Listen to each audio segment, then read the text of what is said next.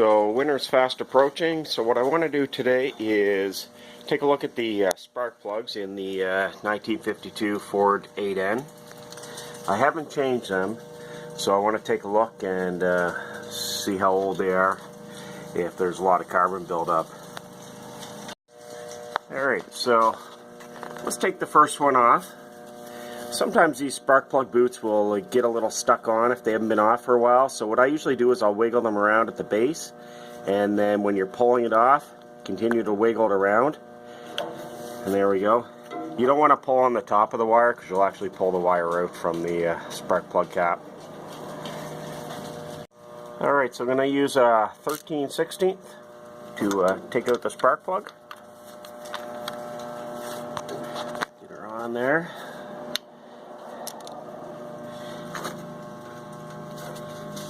And they can be a little tight if they haven't been off for a little while, or out for a little while, so there we go. And I always check plugs when the motor's cold too. You really don't want to do this when the motor's hot.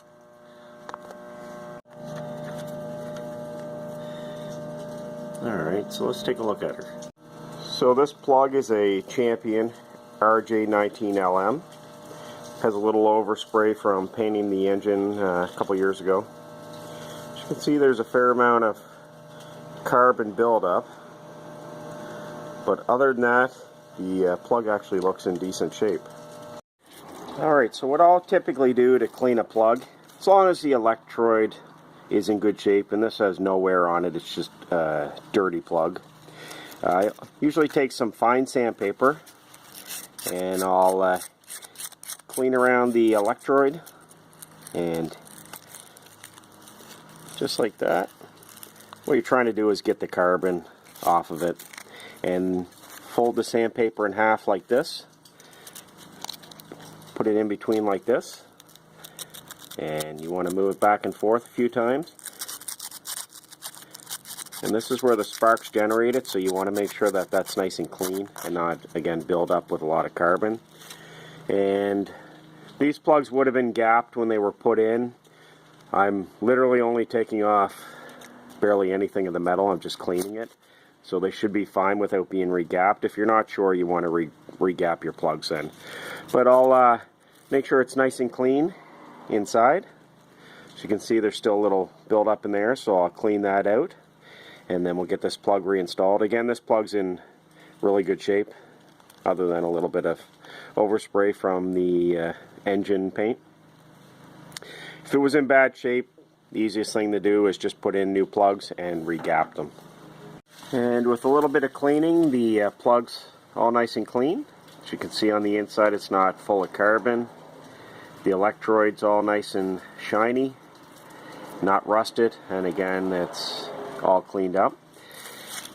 What you can do too, you want to stick something in around the inside of there. You want to make sure there's no carbon buildup in there. So this plug's ready to go, and we'll get this reinstalled. Alright, so we're going to reinstall it. Now, I'll do one plug at a time. That way, I hear a lot of people mixing up their wires. So we'll get that screwed in hand tight, and then we'll put the socket on it just to give it a little turn, just to tighten her up, and then we'll get the plug wire on it.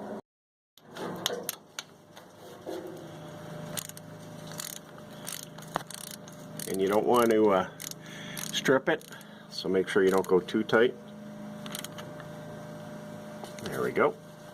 Put the plug wire back on the cap. Yeah. You want to hear that little click. That way you know that the wire is actually sitting firmly on the top of the spark plug. And there we go. So that's one.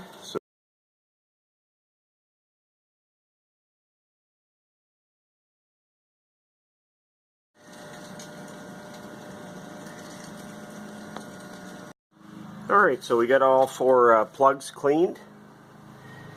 The dirtiest I found was the plug at the front of the motor by the radiator. So let's fire it up, see how it sounds now and runs.